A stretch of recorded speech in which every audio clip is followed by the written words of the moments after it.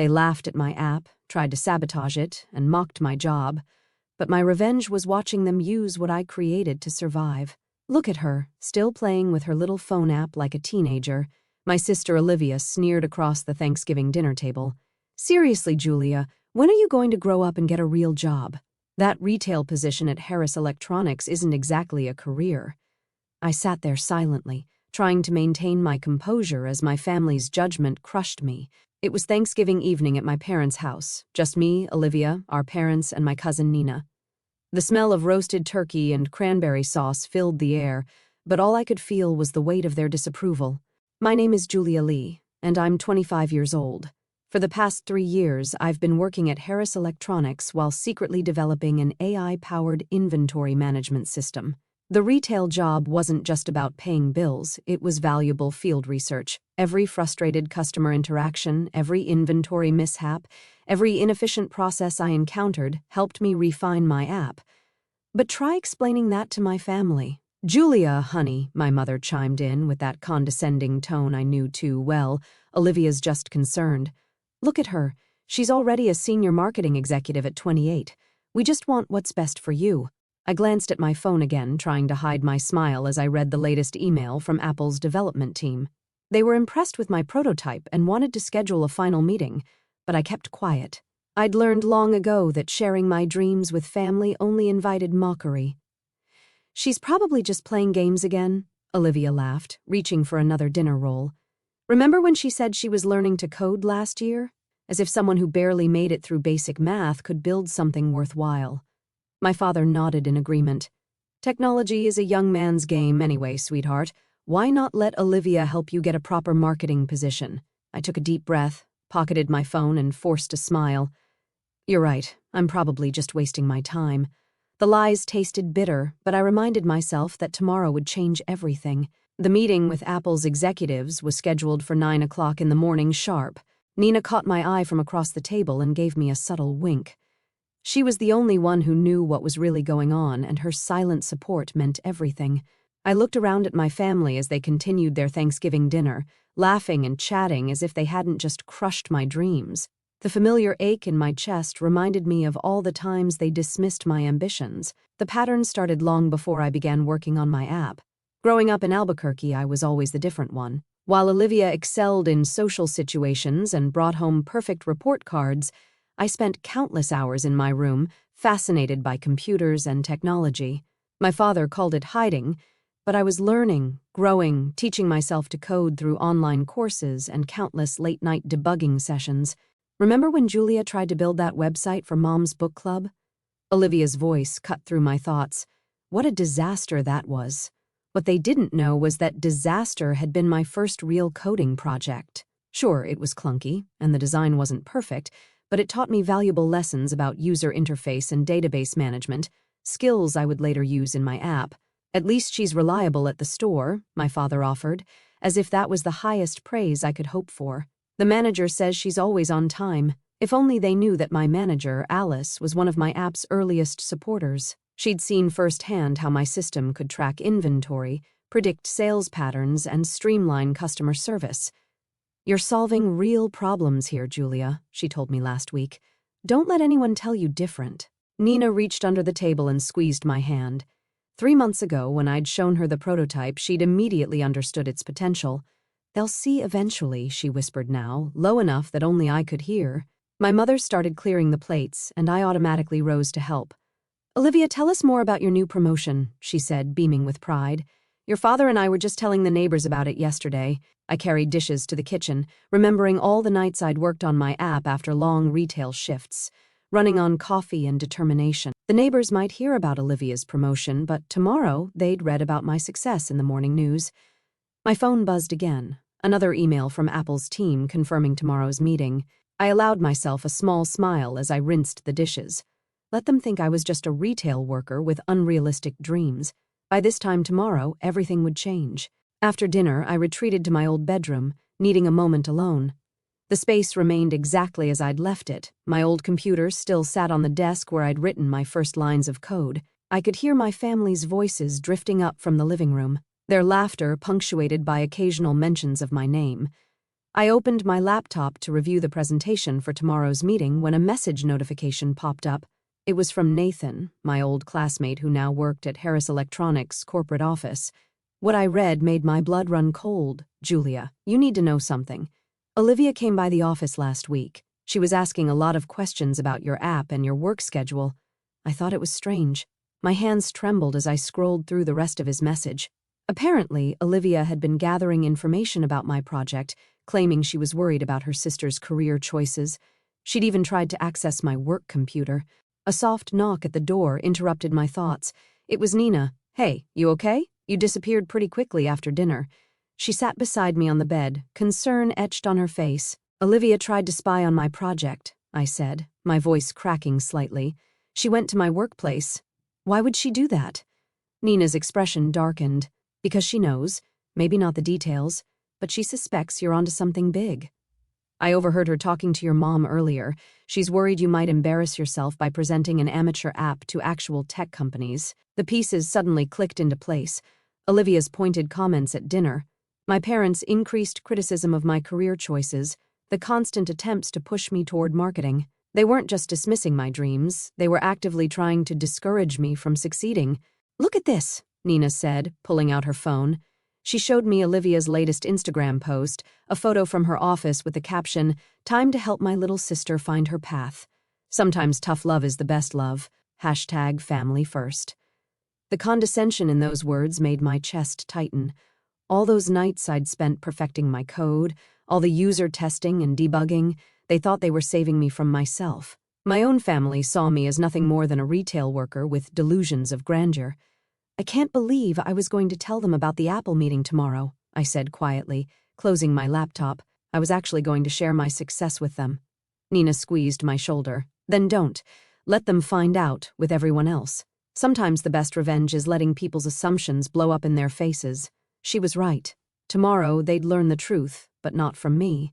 Sometimes silence speaks louder than words. I barely slept that night, my mind racing with thoughts of tomorrow's meeting and Olivia's betrayal. At 6 o'clock in the morning, I quietly packed my laptop and presentation materials, planning to leave before anyone else woke up. But as I crept down the stairs, I heard voices from the kitchen. "I'm telling you, Mom, we need to stop this now." Olivia's voice was sharp in the early morning quiet. "Julia's going to humiliate herself with this app thing. I saw what she's working on at Harris Electronics. It's just basic inventory tracking, nothing special." I froze on the stairs, my heart pounding. How did she know the details of my project? "I spoke with my friend at the patent office," Olivia continued. "There's no record of Julia filing anything. We can't let her waste her life on this fantasy." My mother sighed. "Maybe we should call Apple's HR department, warn them that she might not be what they're expecting." The genuine concern in my mother's voice somehow hurt more than Olivia's scheming. They really thought they were protecting me from myself. I stepped into the kitchen, making my presence known. "You don't need to worry about calling anyone," I said, my voice steadier than I felt. "I can handle my own career choices." They jumped, startled by my appearance. Olivia recovered first, her face arranging itself into a sympathetic smile. "Julia, we're just trying to help. This app of yours, it's sweet that you're trying, but you're not a real developer. You need to be realistic." "Realistic?" I pulled out my phone and opened my development portfolio. Like how I've been realistically working on this project for 3 years, or how I've realistically been teaching myself programming since high school. "Honey," my mother started, "Olivia works with real tech companies. She knows what they're looking for." "No, she doesn't," I cut in. "She works in marketing. She has no idea what my app actually does because she only saw the basic interface we use at the store. The real system is much more complex." Olivia's smile faltered slightly. "I was just at your workplace last week. I saw everything.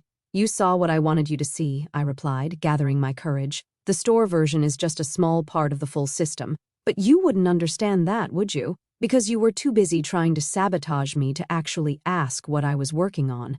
The kitchen fell silent. Through the window, I could see the sun rising over the Sandia Mountains, painting the sky in shades of pink and gold. In a few hours, everything would change. "I have a meeting to get to," I said, turning to leave. "Don't bother calling Apple. They already know exactly who I am and what I can do."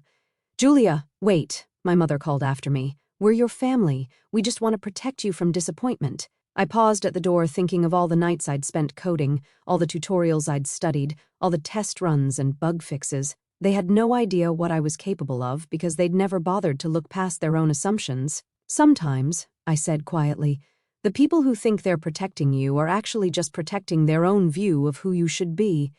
With that, I walked out, leaving them standing in the kitchen. The morning air was crisp and cool, filled with possibility. I had a meeting to get to, and I wasn't going to let anyone stand in my way. The Apple headquarters lobby was intimidating, all glass and polished steel. As I waited for my meeting, my phone kept buzzing with messages from my family. I ignored them all except for Nina's. They're freaking out. Olivia's been making calls all morning, trying to figure out what's really going on. A sleek elevator carried me to the executive floor, where Alice, my store manager, was waiting.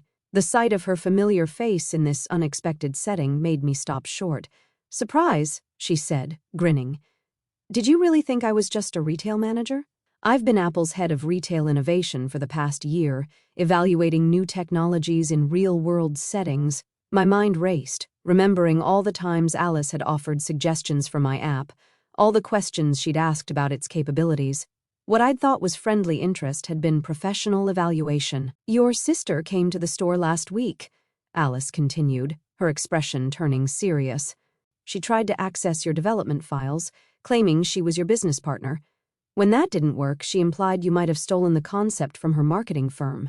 I felt the blood drain from my face. "She what?" "Don't worry," Alice assured me.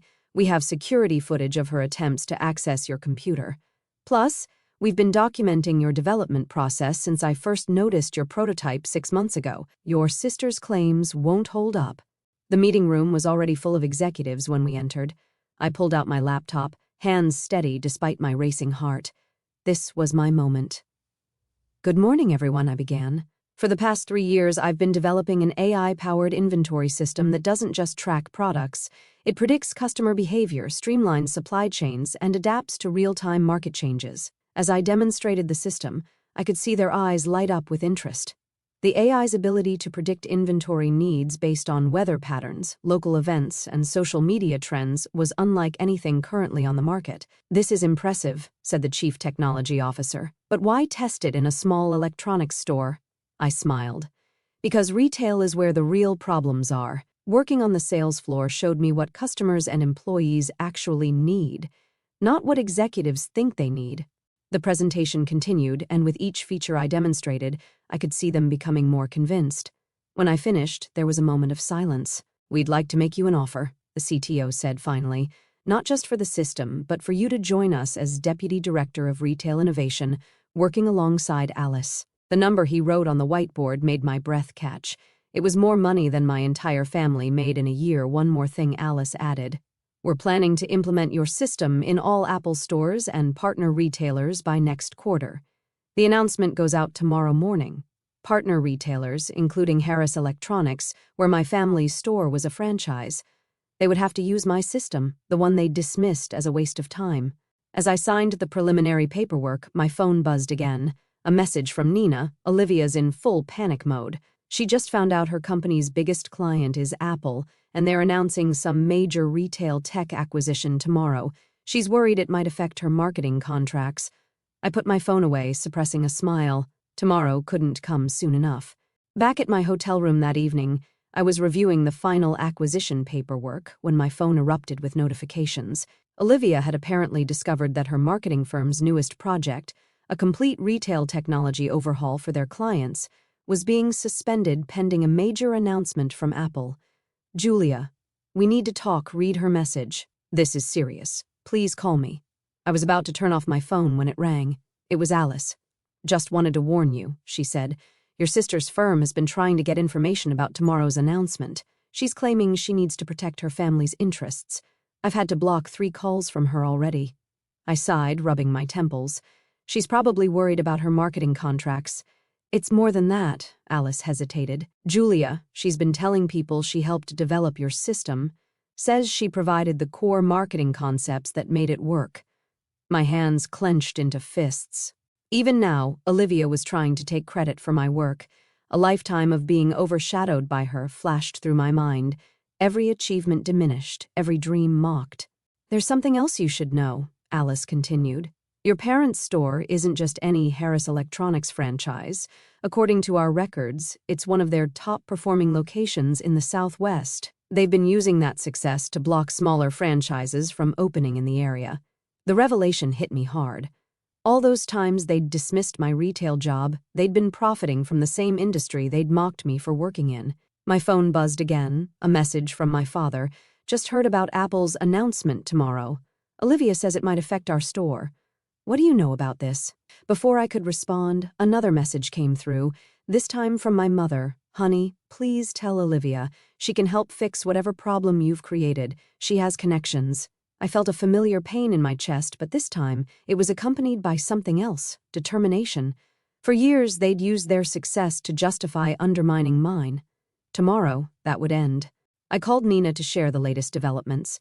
Your sister's been calling everyone she knows at Apple, she reported. She's desperate to find out what's happening. And your parents, they're worried sick about their precious store. They should be, I said quietly.